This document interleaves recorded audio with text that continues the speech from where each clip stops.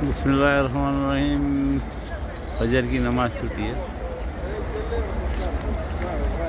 और मदीने सद गुम्बद के सामने जन्नतुल बकी है। जन्नतुल बकी पे मैं खड़ा हूँ और जन्नतुल बकी जाऊँगा।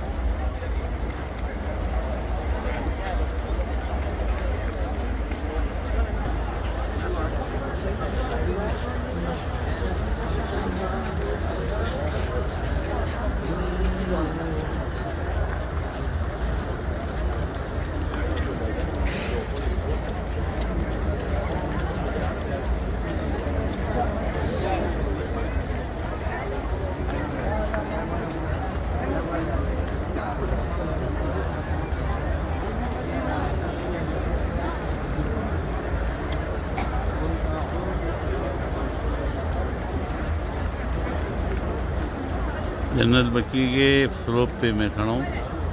सब्ज़ गुम्बद सामने है और मैं जन्नत बकी में दाखिल होंगी इसी रास्ते से। आसमान पे अभी पो फूटी नहीं है, अंधेरा है और मैं जन्नत बकी में हूँ।